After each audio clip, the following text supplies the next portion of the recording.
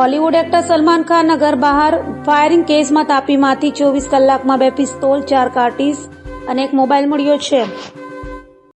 મુંબઈમાં સલમાન ખાનના ઘરની બહાર ફાયરિંગ કરનારા આરોપીઓ સુરત આવી તાપી નદીમાં 2 પિસ્તોલ ફેંકી દીધી હતી. આ કેસમાં મુંબઈ ક્રાઇમ બ્રાન્ચે 2 દિવસથી સુરતમાં ધામા નાખ્યો છે અને તાપી નદીમાં સર્ચ ઓપરેશન હાથ ધર્યું છે, જેમાં 1 દિવસની શોધખોળમાં 1 પિસ્તોલ મળી આવી હતી, જ્યારે બીજી પિસ્તોલ પણ આજે મળી આવી છે. સાથે 4 કાર્ટીસ અને એક મોબાઈલ મળ્યો છે. આરોપીઓએ અનમોલ બિશ્નોઈને વિડીયો કોલ કરી ચાલુ રાખીને બંને પિસ્તોલ અને મોબાઈલ તાપી નદીમાં ફેંક્યો હતો. 2 બોટ અને 2 મરઝીવાની મદદથી તાપી નદીમાં સર્ચ ઓપરેશન કરવામાં આવ્યું હતું.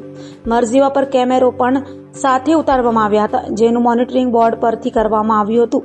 તો ઇન્સ્પેક્ટર દયા નાયક સાથે ટીમ સુરત આવી હતી અને તાપી નદીમાં શોધખોળ કરી હતી.